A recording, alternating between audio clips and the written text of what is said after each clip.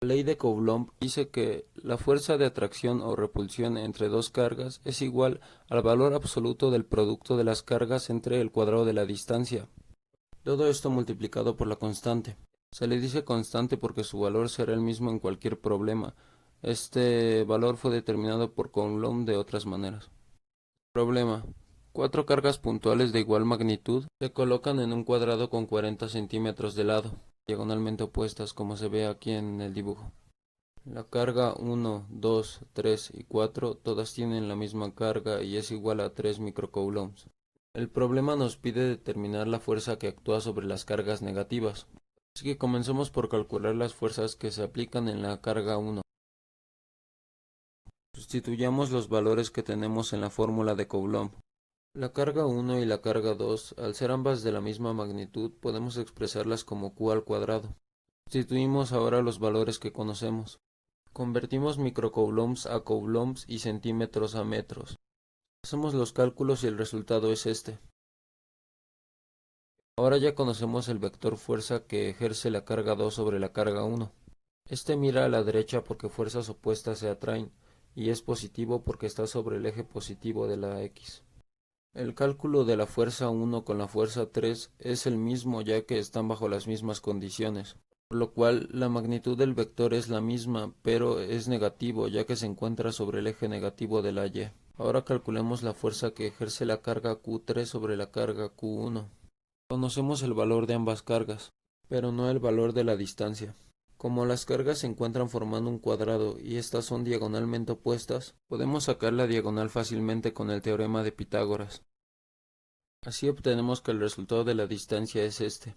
Sustituimos en la fórmula los datos que conocemos. Hacemos ese cálculo y el resultado es este. Esa es la magnitud del vector fuerza y mira hacia ese lado porque las fuerzas iguales se repelen. Tienen un ángulo de 45 grados ya que la diagonal en un cuadrado tiene ese ángulo. Pero necesitamos saber las componentes en X y en Y de este vector ya que posteriormente las sumaremos con las demás fuerzas. Esto se realiza con las razones trigonométricas ya que aquí podemos ver un triángulo rectángulo. Para sacar la componente en Y del vector usamos el seno del ángulo, ya que la componente en Y es igual al cateto opuesto y el seno de un ángulo es igual al cateto opuesto entre la hipotenusa. Sustituimos, recuerda que la hipotenusa es igual a la magnitud del vector, es decir, la diagonal. Ahora despejamos el cateto opuesto. Multiplicamos y el valor del vector en Y es este. Ahora hagamos lo mismo pero con el coseno, ya que el coseno de un ángulo es igual al cateto adyacente entre la hipotenusa. Despejamos y multiplicamos.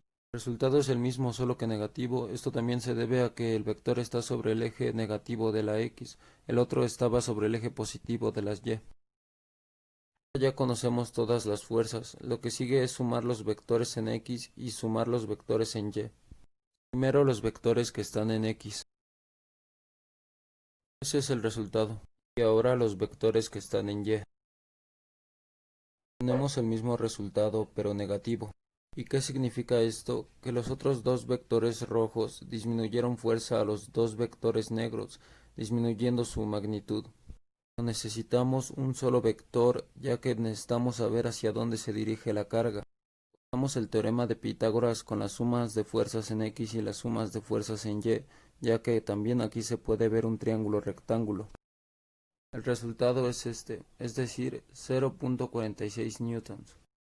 Pero entonces, ¿qué pasa exactamente con las cargas? Cargas negativas por sí solas se mueven en esta dirección. Movería cada una hasta chocar con la otra, ya que 0.46 newtons es la fuerza suficiente para mover un kilogramo 46 centímetros. Y si asumimos que la carga no tiene una masa de 1 kilogramo sino inferior, podría moverla incluso más. Esto hablando solamente de la fuerza resultante. Cabe decir que al final todas las cargas están puestas bajo las mismas condiciones, así que todas tendrán el mismo movimiento y las cargas terminarían uniéndose.